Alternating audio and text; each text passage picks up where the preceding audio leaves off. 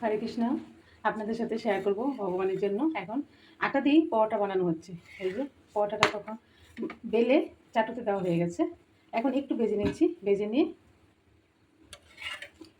এপিট ওপিট একটু একটু ভেজে নিয়ে তারপর সাইডে তেল দিয়ে দিচ্ছি।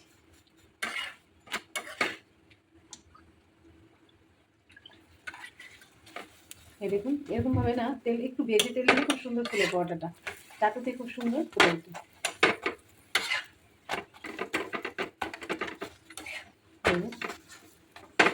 লাল লাল করে পরোটাটা দিয়ে দিন।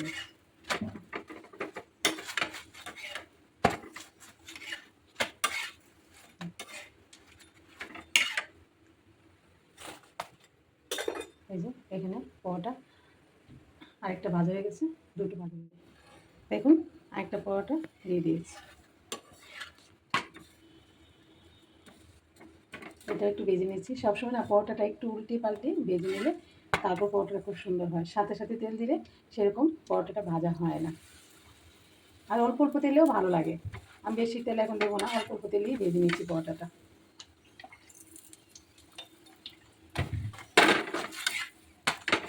এই যে এরকমভাবে আমি সব পরোটা ভেজে নিচ্ছি। এই যে এখানে আরেকটা পরোটা দিয়ে দিলাম। আটা দিয়েও কিন্তু খুব সুন্দর পরোটা হয়। সবসময় আটাটাকে একটু স্বাস্থ্যসম্মত, ময়দার তো সবসময় করি না, আমরা মাঝে মধ্যে করি, আটাটা দিয়ে প্রায় সময় করা হয়।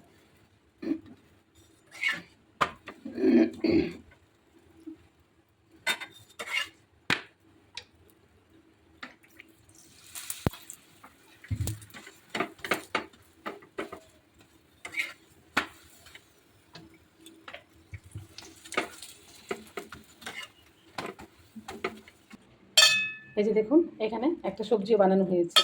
এটা হয়েছে এখানে পেঁপে, আলু, কুমড়ো, তারপর পটল, এই দিয়ে একটা সবজি, রুটির সবজি হয়েছে। এখানে রুটিও হয়েছে, আবার পরোটাও হয়েছে। সবজিটা করে নিয়েছি।